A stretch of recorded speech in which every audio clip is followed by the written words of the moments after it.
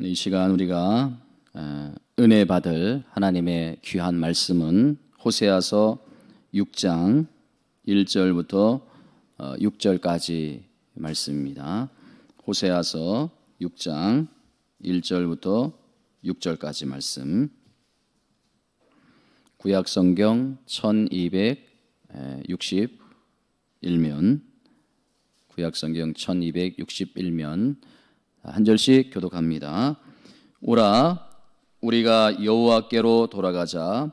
여호와께서 우리를 찢으셨으나 도로 낫게 하실 것이요, 우리를 치셨으나 싸매어 주실 것임이라.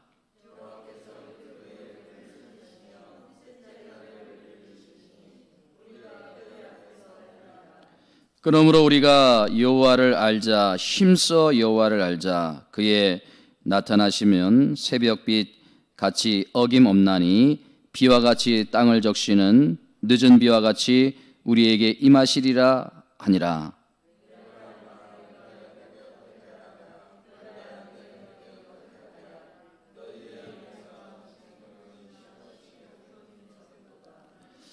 그러므로 내가 선지자들로 그들을 치고 내 입의 말로 그들을 죽였으니 내 심판은 비처럼 나오느니라. 나는 인애를 원하고 제사를 원하지 아니하며 범죄보다 하나님을 아는 것을 원하노라. 아멘.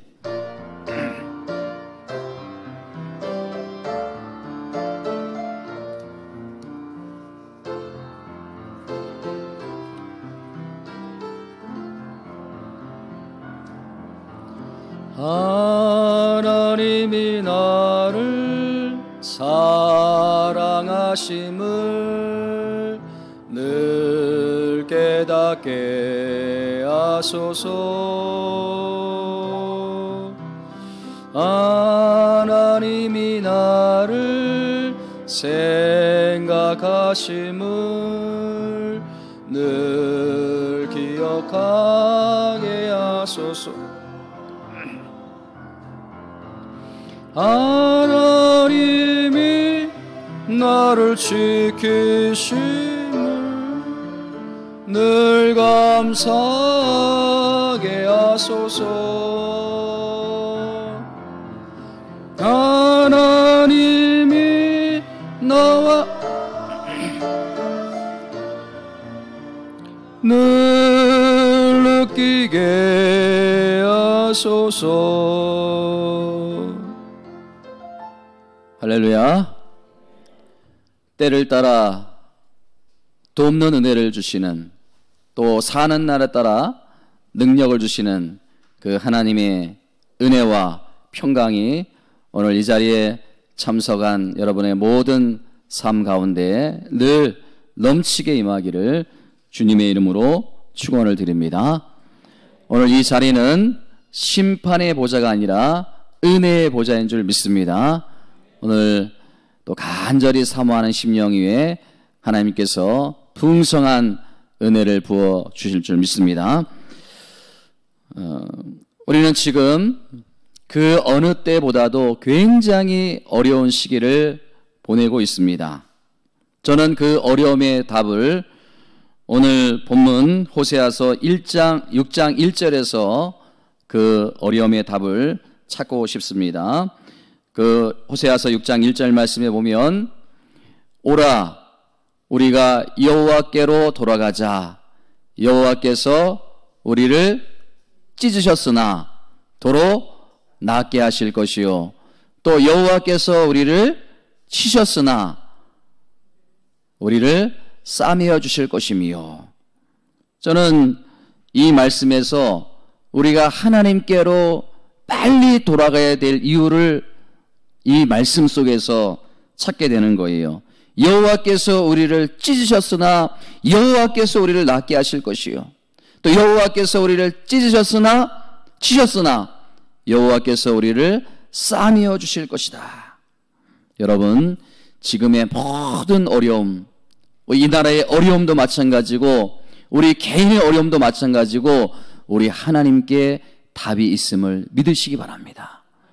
우리 하나님께서 회복시켜 주시고 우리 하나님께서 치료해 주시는 은혜가 이 나라 이민족 가운데, 특별히 또 이 자리에 참석한 여러분 가정 가운데 있어지기를 주님의 이름으로 축원을 드립니다.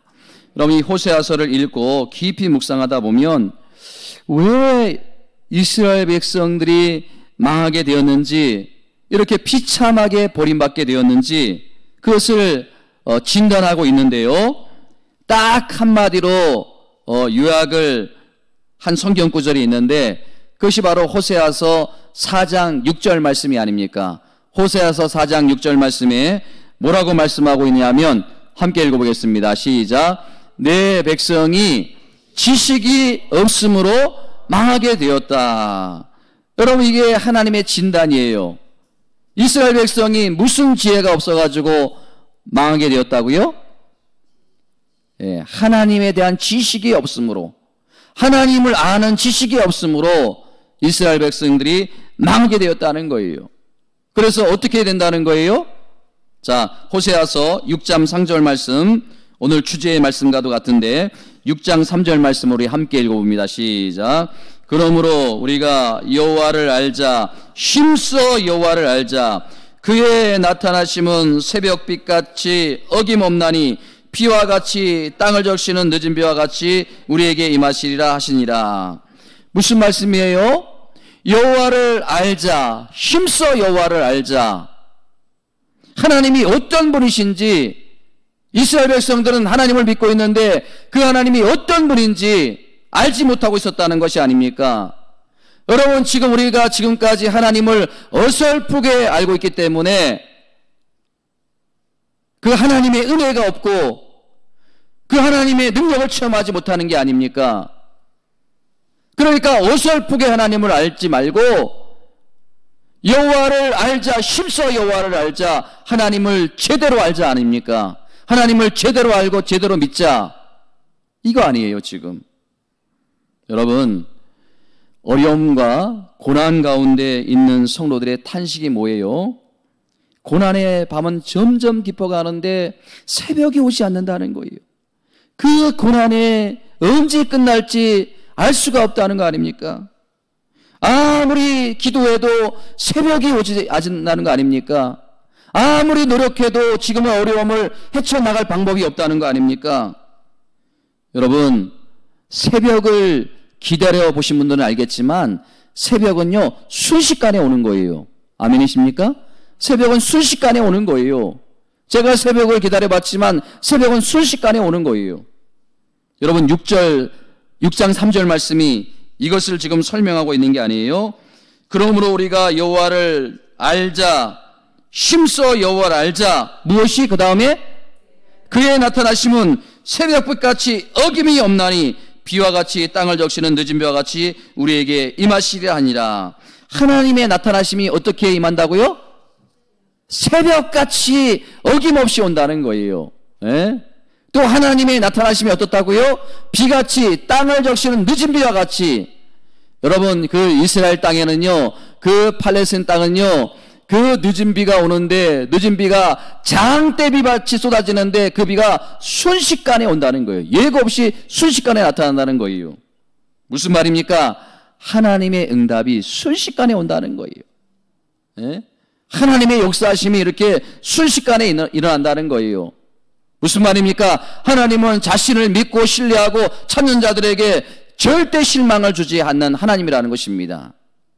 그러니까 이런 하나님을 제대로 알고 제대로 믿자. 믿으시면 크게 아멘. 이런 하나님을 우리가 제대로 알고 제대로 믿자는 거 아닙니까? 제가 이런 관점으로 본문의 말씀을 읽어보니까 지금 어려움의 답이 보이는 거예요. 지금 이 나라 이민족의 어려움의 답이 보이고 우리 성도님들의 어려움의 답이 보이는 거예요. 여러분, 지금 우리가 겪고 있는 이 모든 어려움의 인생의 문제의 그 문제는 하나님을 알지 못하기 때문에. 그러므로 우리가 여호와를 알자, 힘써 여호와를 알자. 오늘 이 말씀을 마음에 꼭 담아두십시오. 여러분, 하나님을 아는 지식이 정말 중요한데 오늘 본문 6절 말씀에 보면요, 그 하나님을 아는 지식을 얻기 위해서 두 가지 대안을 우리에게 제시하고 있어요. 이 두 가지 대안을 여러분들이 꼭 마음에 두셨으면 좋겠는데, 첫 번째 그 하나님을 아는 지식을 얻기 위해서 그 두 가지 대안 중에 첫 번째가 뭐냐 하면요, 따라해 봅시다. 예배 회복이 있어야 한다. 여러분, 이 예배는요, 하나님을 아는 지식을 얻는 아주 중요한 통로가 되는 거예요. 자, 본문 6절 말씀을 다시 한번 함께 읽어보도록 하겠습니다. 6절 말씀 다시 한번 함께 읽어보도록 하겠습니다. 시작. 나는 인애를 원하고 제사를 원하지 아니하며 범죄보다 하나님을 아는 것을 원하노라. 여러분, 정말 안타까운 것은요, 많은 분들이 이 말씀을 잘못 해석하고 있다는 거예요. 어떻게 잘못 해석하고 있는가 하면요, 하나님은 인애를 원하고 제사를 원하지 않는다. 하나님은 인애를 원하고 제사를 원하지 않는다. 제사는 필요 없다. 하나님은 인애만 원한다. 이렇게 잘못 해석하고 있다는 거예요. 여러분, 우리 하나님은 제사를 원하십니다. 우리 예배를 기뻐하십니다. 우리 예배를 좋아하십니다. 그러나 거기에 우리의 인애가 포함되지 않는 예배, 우리의 마음과 정성이 담겨있지 않는 예배를 원하지 않는다는 거예요. 그 정성과 마음이 담긴 예배를 원한다는 것입니다. 그러니까 본문 6절 말씀은 이렇게 읽으셔야 정확한 거예요. 나는 너의 마음이 없는 예배를 원하지 않는다. 마음이 없는 헌금보다 나를 아는 지식을 원한다. 이게 올바른 해석이라는 거예요. 여러분, 그 이스라엘 백성들이, 하나님을 믿는 이스라엘 백성들이 왜 이렇게 타락하고 변질이 되었을까? 그 이유는 딱 한 가지예요. 가나안 땅에 살다 보니까 그 이방 족속인 그 가나안 종교에 지금 영향을 받은 거 아닙니까? 여러분, 왜 우리가 믿음을 잃어버리고 또 초심을 잃어버립니까? 왜 우리가 믿음을 잃어버리고 그 처음 사랑을 잃어버립니까? 세상 속에 살다 보니까 내 의지와는 관계없이 저절로 그렇게 되는 거예요. 예? 여러분, 그 누가 소중한 믿음을 잃어버리겠습니까? 그냥 세상에 파묻혀 살다 보니까 자연적으로 그냥 내가 그렇게 믿음을 잃어버리는 게 그게 아닙니까? 여러분, 저는 담배를 안 핍니다. 진짜 안 피워요. 예? 거짓말하지 않습니다. 저는 담배를 안 핍니다. 담배를 안 피지만 담배 연기가 자욕한 그 담배 피는 사람들 무리 속에 제가 두세 시간 있으면 어떻게 될까요? 예? 제 머리부터 발까지 온 몸은 담배 연기로 찌들어 있을 거예요. 예? 담배 연기가 다 내 몸에 배어 있는 것이 아닙니까? 마찬가지예요. 우리가 세상에 살다 보니까 우리가 저절로 그렇게 되는 거 아닙니까? 세상에 파묻혀 살다 보니까 저절로 내 신앙이 병들어가는 거 아닙니까? 여러분, 과거 이스라엘 백성도 마찬가지가 아닙니까? 하나님을 믿는 이스라엘 백성이 어떻게 그렇게 변질이 된 제사를 드리는가, 변질이 된 예배를 드리는가? 그 김창대 교수님이 쓰신 한 권으로 꿰뚫는 소예언서라는 책을 보니까 그 배경을 이렇게 설명하고 있어요. 여러분, 그 당시 이스라엘 백성들이 가나안 땅에 들어갔는데 그 가나안 땅은 농경 문화가 아닙니까? 그런데 그 농경 문화, 가나안 문화 속에서 그 종교의 근영이 뭐냐? 그 종교의 근영이 뭐냐? 농사만 짓고 사는 이 가나안 문화에서 종교에 기대하는 것은 딱 하나라는 거예요. 그게 뭐예요? 예?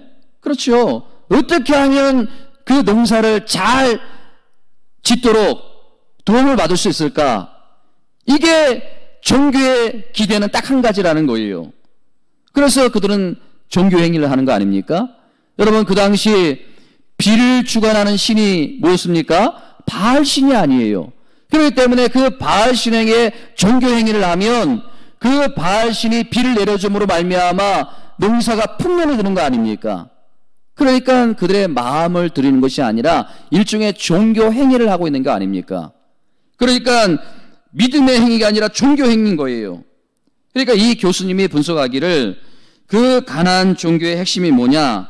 그것은 신과 인간과의 관계에서 기계적인 관계라는 거예요. 어떤 마음을 나누는 인격적인 관계가 아니라 기계적인 관계라는 거예요. 요런 절차를 들어가지고 이제 제사를 드리면 그 바알신이 기뻐가지고 때로는 막 그냥 혼잡한 음란행위를 해가지고 그것을 바알신이 봐가지고 충동을 느끼면 뭐 이상하게 뭐 비를 이런 더러운 종교를 섬기고, 그러니까 자연히 이스라엘 백성들도 그 가나안 족속들이 하는 것을 따라하는 거예요. 예? 하나님 앞에 제사를 드릴 때 어떤 절차가 중요하고 어떤 행위가 중요하고, 그러니까 이게 믿음의 행위가 아니라 종교 행위로 전락해 버린 거예요. 여러분, 이것에 대한 책망의 말씀이 오늘 본문 6장 6절의 말씀이라는 거예요. 예? 나는 어떤 절차보다도 어떠한 요식행위보다도 무엇을 원한다? 마음이 담긴 예배를 원한다는 거예요. 어떤 제물보다도 나에 대해서 제대로 알기를 원한다는 거예요. 사랑하는 성도 여러분, 우리 하나님은 살아계신 하나님인 줄 믿습니다. 바알신이 아닙니다. 아세라 신이 아닙니다. 하나님은 기계적인 어떤 형식의 절차에 얽매이는 분이 아니라는 거예요. 우리 하나님이 원하시는 건 뭐예요? 신명기 6장 5절 말씀에 이렇게 밝히고 있습니다. 따라해 보겠습니다. 너는 마음을 다하고 뜻을 다하고 힘을 다하여 내 하나님 여호와를 사랑하라. 하나님이 우리에게 요구하신 게 뭐예요? 마음을 달라는 거 아닙니까? 내 마음을 나에게 달라는 거 아니에요. 여러분, 우리 예수님을 생각해 보세요. 예수님이 이 땅에 오셔가지고요, 예배에 대한 어떤 지침을 우리에게 주신 적이 있어요, 없어요? 있습니까, 없습니까? 예? 우리 예수님이 이 땅에 오셔가지고 제자들을 앉혀놓고 또 따르는 무리들도 앉혀놓고 하나님께 예배를 드릴 때는 이런 절차를 가지고 예배를 드려라, 이렇게 우리에게 어떤 지침을 주신 일이 있어요, 없어요? 없습니다. 단 한 번도 없어요. 찬의 기도가 빠지면 내가 예배를 받지 않는다. 사도신경이 빠지면 내가 예배를 받지 않는다. 묵상 기도가 없으면 내가 예배를 받지 않는다. 대피 기도가 없으면 내가 예배를 받지 않는다. 이렇게 예배에 대한 지침을 예수님께서 이 땅에 오셔서 우리에게 주신 일이 단 한 번도 없으세요. 예수님이 예배에 대한 지침을 딱 한 번 언급한 적이 있는데 그게 어디예요? 요한복음 4장 24절. 하나님은 영이시니 예배하는 자가 영과 진리로 예배할지니라. 옛날 성경에 보면 신령과 진정으로 예배할지라. 이게 뭐예요? 예수님께서 가르쳐준 예배 지침 딱 한 가지예요. 너희의 마음을 다해서 하나님께 예배를 드려라. 정성을 다해서 하나님께 예배를 드려라. 딱 이 하나 지침만 말씀하셨어요. 여러분, 다시 한번 말씀을 드립니다. 예배는요, 하나님을 알아가는 가장 좋은 지식의 통로가 된다는 사실입니다. 그렇기 때문에 예배가 여러분 얼마나 중요한지 몰라요. 그렇기 때문에 우리는 예배에 목숨을 걸어야 됩니다. 여러분, 예배에 목숨을 걸면 영이 살아나고요, 예배에 실패하면 영이 죽는 거예요. 이건 분명한 거예요. 예배가 살아나면 그 사람의 영은 삽니다. 그러나 예배가 죽어가면 그 사람의 영은 죽는 거예요. 이 자리에 나와서 예배를 드리든 간에 또 피치 못해서 영상으로 예배 드리든 간에 예배에 여러분의 마음을 담으시기를 주님의 이름으로 축원을 드립니다. 여러분, 제가 요즘 이것에 대해서 아주 집중적으로 기도를 드리고 있어요. 예? 여러분, 이 땅에 예배가 살아야 됩니다. 우리 낙원 제8교회가 예배가 회복되어야 되는 거예요. 우리 하나님 우리의 마음을 원하신다는 거예요. 그래서 저는 예배에 집중을 합니다. 주일 예배에 올인을 하고 새벽 예배 그 15분, 20분을 준비하기 위해서 몇 시간을 들여서 묵상을 하고, 그러다 보니까 얼마나 나름대로 제 스트레스가 있는지 몰라요. 근데 그렇게 주일 예배에 올인을 하고 준비하는데 간혹 제 마음에 상처가 올 때가 있어요. 그렇게 목사는 목숨을 걸고 여러분들의 영을 살리기 위해서 준비를 하고 기도를 하고 오는데 우리 성도님들은 그 예배에 대한 간절함과 사모함이 없는 것 같아요. 그리고 또 예배 시간에 뭐 그냥 늦기도 하고, 늦더라도 나오면 좋지요. 아예 안 나오는 분들도 많아요. 제가 전에 사역하던 교회에서 그 예배 안내를 했는데요. 그런데 정말 이해가 되지 않는 분들이 많아요. 그 지각의 범위가 너무나 넓고 다양한 거예요. 그 지각의 범위가. 어떤 성도님들은 설교가 시작할 때 막 들어와요. 괜찮아요. 또 설교 중간에 들어와요. 그분도 괜찮아요. 그런데 목사님이 이제 결론을 맺습니다. 그때 들어오시는 분들도 있어요. 근데 더 제가 정말 받아들일 수 없는 분은 어떤 분인가 하면, 축도할 때 문을 열고 슬금 제가 정말 묻고 싶어요. 축도할 때 왜 오시나요? 제가 상처가 될까봐 차마 묻지는 못했지만, 여러분, 축도할 때 들어오시는 분은 도대체 뭘까요? 그냥 예배당 한번 와서 앉아서 가면 그게 위로가 될까요? 한 주 동안 살아가면서 내가 그래도 교회 가서 예배당 들렸다 왔다, 이게 위로가 될까요? 여러분, 물론 뭐 직장 때문에 또 여러 가지 피치 못해가지고 어쩔 수 없는 분들이 분명 있어요. 저는 이해해요. 그런 분들 충분히 이해해요. 그런데 습관적으로 그렇게 한다면 이게 정말 문제가 있는 게 아닙니까? 다행히도 우리 교회 성도님들 가운데는 그런 분들이 없어가지고 저는 감사합니다. 여러분, 우리 하나님은요, 우리의 마음이 담긴 예배를 기뻐하시는 줄 믿습니다. 그렇게 마음이 담긴 예배를 드리면요, 그 예배 가운데 하나님의 임재가 있습니다. 그리고 치료의 역사가 일어납니다. 그리고 회복의 역사가 일어납니다. 그리고 하나님의 놀라운 은혜가 나타나는 줄 믿습니다. 여러분, 그렇기 때문에 이 예배가 정말 소중한 거예요. 저는 무엇보다도 우리 낙원제 8교회에 예배가 다시 살아나는 은혜가 있기를 주님의 이름으로 축원드립니다. 다른 어떤 것보다도 우리 삶의 중심에 예배가 되기를 주님의 이름으로 축원드립니다. 여러분, 이 담임 목사가 여러분들을 위해서 해줄 수 있는 게 얼마나 많이 있습니까? 결혼 주례도 해주고요, 때로는 장례 집례도 해주고요, 때로는 돌예배도 드려주고요, 때로는 어려울 때 신방도 가고요. 그러나 이 목사가 여러분들을 위해서 해줄 수 있는 최고의 것은 설교예요. 설교 준비가 아닙니까? 왜? 이 설교와 이 예배가 하나님을 알아가는 가장 중요한 통로가 되기 때문에, 하나님을 만나는 그러한 귀한 자리이기 때문에, 은혜의 보좌이기 때문에 이 목사는 설교에 예배에 목숨을 걸 수밖에 없는 거예요. 저는 오늘 시간 여러분들에게 예배에 대한 지침을 3가지만 딱 드리려고 합니다. 여러분들 쉬운 거니까 좀 마음에 잘 담아주시고, 여러분들이 앞으로 예배를 드릴 때 이 지침을 가지고 예배를 드렸으면 좋겠다. 첫 번째 지침이 뭐냐 하면, 따라봅시다. 정성. 이 정성이 담긴 예배를 드리자는 거예요. 예? 우리가 한 번 예배를 드리더라도, 주일날 이 시간 한 번 예배를 드리더라도 정성을, 내 마음에 정성을 담은 예배를 한번 드리자는 거예요. 저는 지금도 생생하게 기억합니다. 우리 어르신분들이요, 얼마나 그 예배를 소중하게 여기는지. 예? 우리 어르신들 한 주 내내 그 예배를 준비하는 거예요. 우리 장로님, 제가 예배에 지각하는 거 한 번도 본 적이 없어요.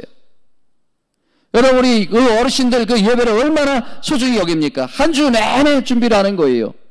그 예배를 사모하고 기다리고, 그리고 주일날 되면 일주일 동안 준비해온 그 옷을 입고, 그리고 그 헌금도 빳빳한 새 돈은 항상 성경책 깔피에 끼워놓고, 아니면 그런 돈이 없으면 그 토요일날 저녁에 다리미로, 옛날엔 다리미도 없었지요? 화로로 이렇게 해가지고 그런 다리미로 빳빳하게 달아가지고, 그게 정성이 아닙니까? 그게 마음을 담는 예배가 아닙니까? 여러분, 우리가 헌금도 마찬가지가 아닙니까? 저는 여러분들에게 헌금에 대한 부담을 드리고 싶지 않아요. 여러분, 없으면 헌금 못 드리는 거 우리 하나님 다 아십니다. 그러나 헌금을 드릴 때도 여러분 마음을 담으시라는 거예요. 예? 마음을 담으시라는 거예요. 우리 교회에서 이렇게 선교사님들을 돕고 있는데 저는 가능한 한 우리 선교사님들이 얼마나 나가서 고생을 많이 하는지 몰라요. 예? 한 분은 멕시코에 가가지고 그 마약으로 찌들어 있는 사람들에게 복음을 전하기 위해서 때로는 자기 면전에 놓고 총을 대고 쏘려고 하는 그런 사람들에게 복음을 전해야 하는, 그리고 한 분은 저 방글라데시 가가지고 아직도 그 계층이 있는 그 사회 가서 복음을 전하려고 하고, 또 어떤 분은 미얀마 가서 그 미개한 국가에 가서 복음을 생명을 걸고, 그런 분들에게 좀 더 많은 후원을 해드리고 싶은데 참 안타까움이 있어요. 여러분, 선교하는 교회는 부흥합니다. 선교하는 가정은요, 하나님이 책임져 주십니다. 여러분, 우리가 두 번째 예배에 대해 지침을 가져야 될 게 뭐냐 하면요, 따라합시다. 기대감. 여러분, 이 예배 드릴 때 기대감이 있습니까? 기대감 있으세요? 저는 이 기대감 하면요, 베데스다 연못가에 38년 된 병자가 생각이 납니다. 예수님이 베데스다 못가에서 38년 된 병자에게 다가가셔서 고쳐주기 전에 뭐라고 먼저 말씀했는가? 이게 굉장히 중요한데요. 여러분, 요한복음 5장 6절 말씀을 이제 앞에 자막에 나올 텐데 한번 보도록 하겠습니다. 한번 같이 한번 읽어봅니다. 시작. 예수께서 그 놓은 것을 보시고 병이 벌써 오래된 줄을 아시고 이르시되 내가 낫고자 하느냐? 여러분, 이 말씀을 한번 가만히 보세요. 여러분, 한번 생각해 보세요. 지금 38년 동안 그 병 때문에 고통을 받고 있는 환자가 아닙니까? 그런데 예수님이 그 환자를 보고 지금 뭐라고 말씀하고 있는 거예요? 내가 낫고자 하느냐? 아니, 우리 예수님이 이런 뻔한 질문을 왜 하십니까? 이 지금 38년 동안 그 병을 안고 고생하면서 고통스러운 삶을 살아왔는데 당연히 낫고자 하는데, 이 환자의 소원이고 간절한 마음인데 왜 예수님이 이 뻔한 질문을 이 환자에게 하고 있을까? 그 이유가 있다는 거예요. 저는 그 이유를 바로 그 앞문장에서 찾습니다. 다시 한번 읽어봅니다. 시작. 예수께서 그 놓은 것을 보시고 병이 벌써 오래된 줄을 아시고 이르시되 내가 낫고자 하느냐?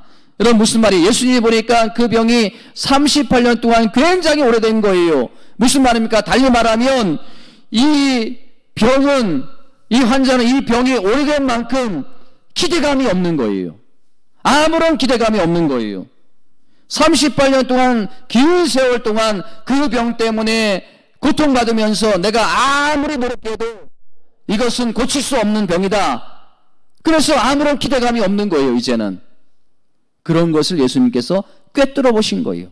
그 마음을 꿰뚫어 보시고 예수님이 정말 내가 낫고자 하느냐? 이렇게 물으시면서 바로 기대감을 회복시켜 주시는 거예요. 예? 그 마음에 기대감을 회복시켜 주시는 거 아닙니까? 네가 수없이 애써 보았지만 안 된다는 건 내가 다 안다. 그러나 네 지금 면전에 있는 사람이 누구냐? 너를 대면하고 있는 사람이 누구냐? 죽은 자도 살리시고 모든 병을 치료하시는 예수 그리스도가 아니냐? 그 메시아가 아니냐? 그러니까 믿고 기대감을 가지라는 거예요. 바라기는 저와 여러분들에게 예배 드리면서 이런 기대감이 회복되기를 주님의 이름으로 축원을 드립니다. 한번 따라봅시다. 기대하는 것만큼 하나님은 역사하신다. 여러분, 믿으시면 크게 아멘. 여러분, 이거 분명한 거예요. 기대하는 것만큼 우리 하나님께서는 역사하시는 거예요. 여러분, 우리가 사람이 점을 보거나 사주팔자를 볼 때에도 얼마나 많은 기대감을 가지고 갑니까? 그냥 마음이 들떠가지고 좋은 사주가 나오고 좋은 사주팔자가 나오기를 바라는데, 하물며 살아계신 하나님 앞에 예배드리는데 우리가 아무런 기대감이 없다. 예? 그런 믿음 어디에 쓰겠습니까? 그런 신앙 도대체 어디에 내놓을 수 있겠습니까? 다시 한번 부탁을 드립니다. 예배 드릴 때 여러분에게 기대감이 있기를 주님의 이름으로 축원을 드립니다. 여러분, 우리가 이 예배를 드릴 때 하나님, 나에게 심각한 문제가 있습니다. 나의 인격에 문제가 있습니다. 나의 삶에 문제가 있습니다. 나의 가정에 문제가 있습니다. 나의 사업장에 문제가 있습니다. 나의 직장에 문제가 있습니다. 하나님, 오늘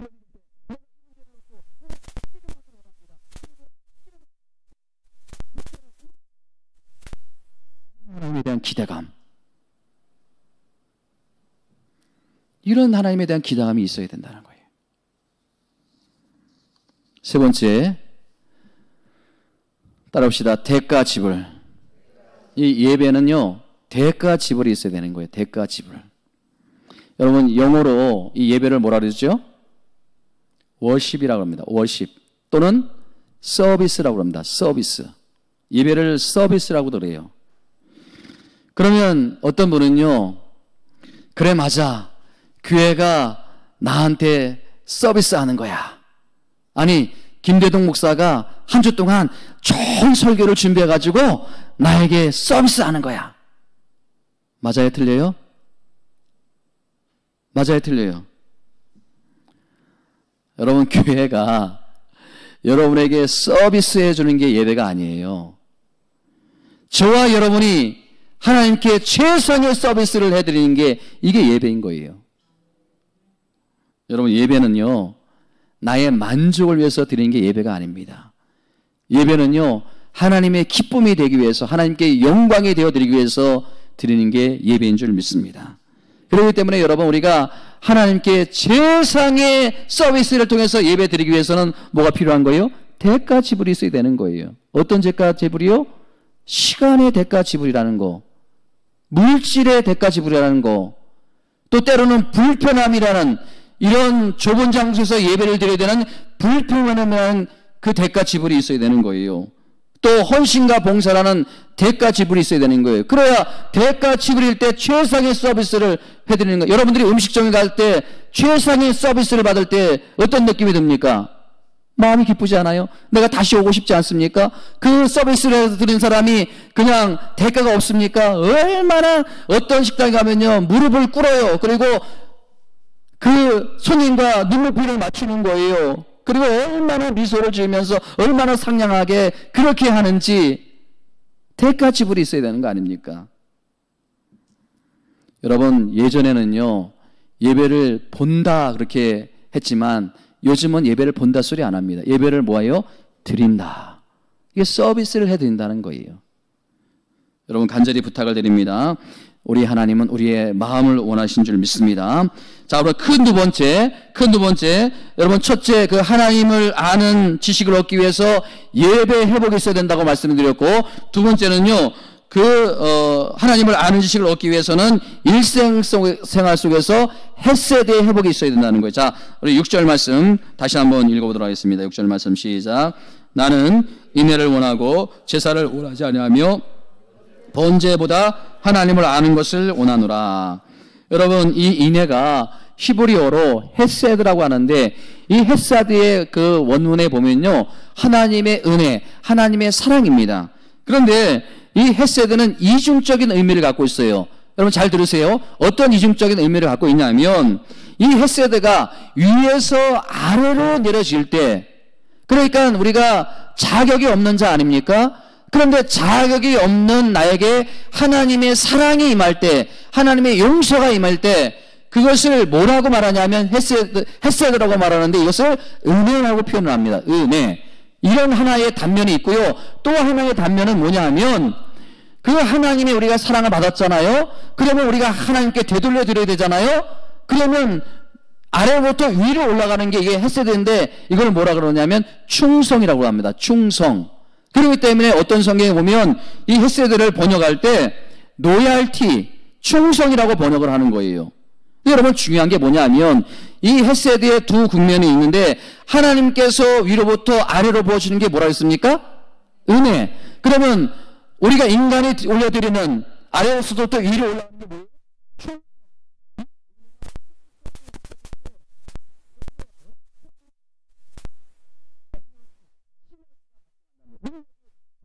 거 아닙니까?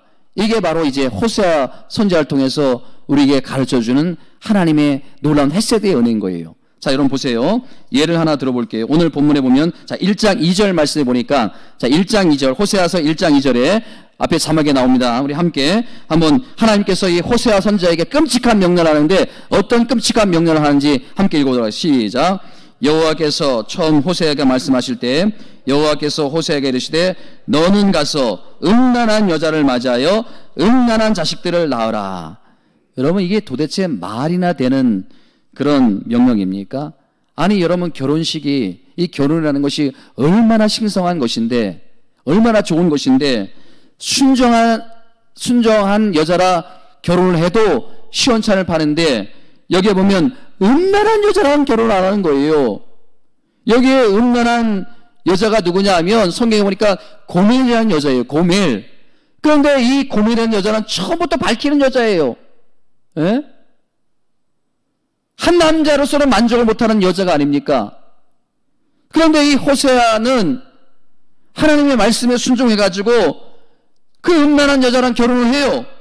아니나 다를까 우리의 어떤 현실이 드러나는 거예요. 그 음란한 여자가 그냥 몇 번이나 집을 뛰쳐나가고 남편을 버리고 그리고 다른 남자랑 가서 살고 그리고 다른 남자한테 또 버림을 받고 또 다른 남자를 찾고 나중에는 노예까지 되는 거예요. 노예까지. 세상에 이런 타락한 여자인데 여러분 그 다음 이제 호세아 3장 1절을 한번 말씀 보시면 호세아서 3장 1절 하반절에 보니까 하나님께서 호세아에게 정말 받아들이기 어려운 기가 막힌 말씀을 하세요. 한번 같이 한번 읽어봅니다. 시작. 너는 또 가서 타인의 사랑을 받아 음녀가 된 그 여자를 사랑하기로 하기로.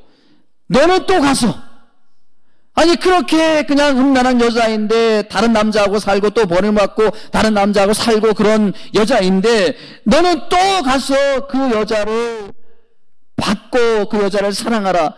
여러분, 하나님의 명령이지만 어떻게 이런 명령을 할 수 있습니까? 어떻게 이런 무리한 그런 요구를 할 수 있습니까? 하나님의 명령이지만 어떤 남자가 도대체 이 말씀에 순종할 수 있겠습니까? 만약 하나님이 저한테 이런 음란한 여자와 결혼하라. 결혼했더니 그 여자가 계속해서 다른 남자를 만나고 그렇게 문란해요. 그런데 하나님이 야, 너 묻지도 말고 따지지도 말고 그 여자를 데리고 와. 그리고 다시 사랑해줘라. 여러분, 저는 목사이지만요 절대 못합니다. 절대 못해요.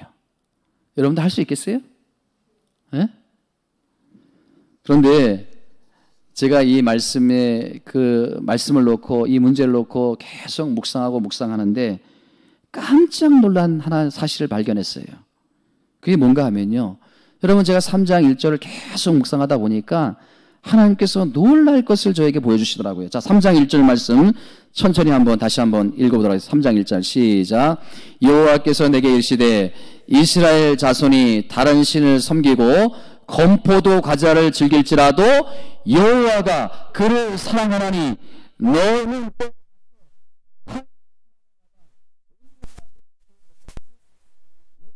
하나님. 여러분, 처음 이 말씀을 묵상할 때는요, 그 뒤에 나오는 하반절에 나오는 너는 또 가서 타인의 사랑을 받아 음녀가 된 그 여자를 사랑하라, 이게 제 눈에 들어오고 이거에 대한 거부감이 있었어요. 어떻게 그런 여자를 있습니까? 근데 그 앞에 놀라운 전제가 있더라고요. 그 앞에 무슨 전제가 있습니까? 여호와께서 내게 이르시되 뭐라고요? 이스라엘 자손이 다른 신을 섬기고 건포도 과자를 즐기더라도 여호와가 이게 제 눈에 들어온 거예요. 이런 놀라운 전제가 있더라는 거 아닙니까? 여러분, 쉬운 성경에 보니까 이 말씀을 이렇게 번역하고 있어요. 쉬운 성경 다시 한번 보십시다. 그 다음 한번 보여주세요. 자, 한번 보세요. 쉬운 성경으로 이 3장 1절을 어떻게 번역하고 있는지 함께 읽습니다. 시작. 여호와께서 내게 말씀하셨다. 너는 가서 내 아내를 다시 사랑해 주어라. 그녀에게는 다른 사랑하는 자가 있으며 너에게 부정한 아내였다. 그러나 이스라엘 백성이 다른 신을 섬기며 건포도 빵을 좋아하더라도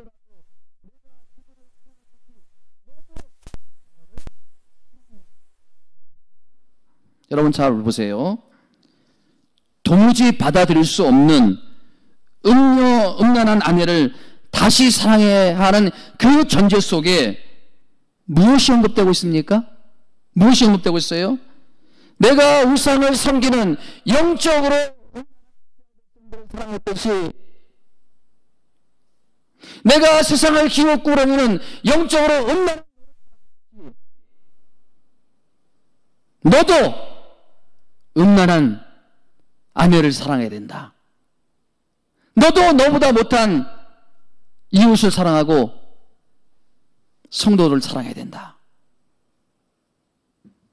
저는 이 말씀을 한 주 내내 묵상하면서 이 놀라운 진리를 깨닫고 제가 얼마나 하나님 앞에 부끄러운지 몰라요.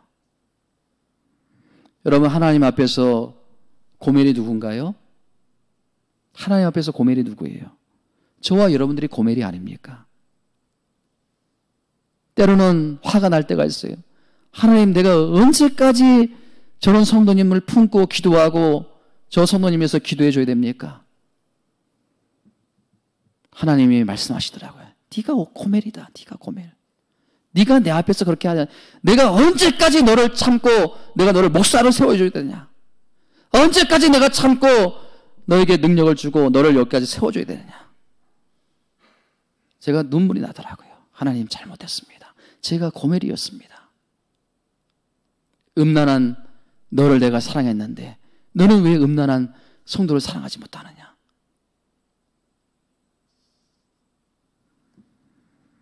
여러분, 하나님을 믿는다고 하지만 우리 마음이 얼마나 음란합니까?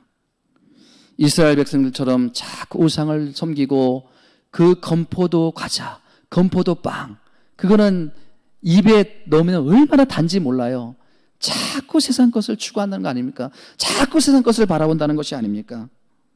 여러분, 그럼에도 불구하고 우리 하나님은 음란한 저와 여러분들을 포기하지 않으십니다. 끝까지 사랑하십니다. 끝까지 책임져 주십니다. 여러분, 제가 아무리 노력해도요, 고멜을 사랑할 수 없습니다. 그러나 여러분, 고멜이 누구였다고요? 고멜은 바로 나였습니다. 영적으로 음란한 고멜 같은 나, 또 그냥 내버려 두면 버림받아 마땅한 나, 내버려 두면 어둠의 자식이 될 수밖에 없는 나, 이런 나 같은 부족하고 연약한 사람을 우리 예수님께서 이 땅에 오셔서 사랑해 주시고 구원해 주시고 은혜를 베풀어 주시고 그 사랑과 그 은혜가 내 안에 충만하면 나 역시도 얼마든지 음란한 고멜을 사랑할 수 있고 사랑할 수 없는 사랑을 사랑할 수 있는 힘이 나에게 생긴다는 것입니다. 여러분, 저는요 가끔 목회에 깊은 회의를 느낄 때가 있어요. 어떨 때는 이 강단에 서서 설교할 용기가 생기지 않아요. 그래서 때로는 막 올라오고 싶은데 그냥 저기서 서성거릴 때가 있어요. 용기가 나지 않아요. 내가 이렇게 목이 터져라 외치고 내가 이렇게 간절히 호소해도 변화의 조짐이 없어요. 이 자리에 올라올 자신이 없어요.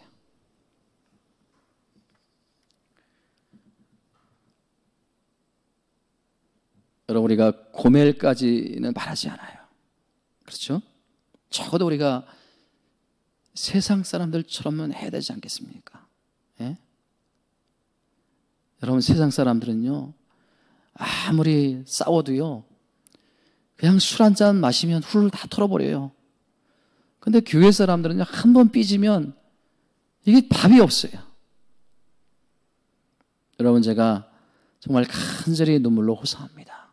제가 여러분들 앞에 무릎을 꿇으면 꿇을 수도 있어요. 예?